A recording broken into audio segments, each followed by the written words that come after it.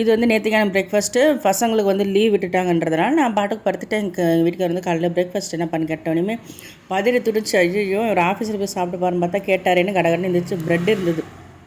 ப்ரெட்டுக்காக அந்த வெஜிடபிள்ஸ்லாம் கட் பண்ணிவிட்டேன். Capsicum, red capsicum, green capsicum, அப்புறம் கேபேஜ், ஆனியன் இது எல்லாமே கட் பண்ணி உரமாக வச்சுட்டேன். இந்த பக்கம் வந்து பார்த்திங்கன்னா மிளகு பால் தான் ரெடி பண்ணிக்கிட்டு இருக்கேன். இப்போ பனின்றதுனால எல்லாருக்குமே வந்து சளி இருமல் இருக்குது. மிளகு பாலுக்கு வந்து மிளகுத்தூள், மஞ்சத்தூள், நாட்டு சக்கரை, கொஞ்சம் ஒயிட் சுகர் போட்டு அது நல்லா ஆற்றி எல்லோரும் குடிச்சிட்டோம். குடிச்சதுக்கப்புறம் பார்த்திங்கன்னா வெஜிடபிள்ஸ் கட் பண்ணி வச்சதில்ல அதில் வந்து மயோனீஸ், கொஞ்சம் மிக்ஸ்டு ஹர்ப்ஸு, அப்புறம் சில்லி ஃப்ளேக்ஸு, பெப்பரு, கொஞ்சம் சால்ட்டு, அப்புறம் வந்து கிரேட்டடு சீஸ் கொஞ்சம் போட்டுக்கிட்டேன். அப்புறம் கார்ன் வேக வச்சுருந்தேன். குக்கரில் கார்னும் ஒரு முட்டையும் போட்டு வச்சுருந்தேன். கார்ன் வெந்ததுமே அதை ஸ்ட்ரிப் பண்ணி எடுத்துக்கிட்டேன். அதையும் வந்து அந்த வெஜிடபிள்ஸ் கூட போட்டு அதை நல்லா மிக்ஸ் பண்ணிக்கிட்டேன்.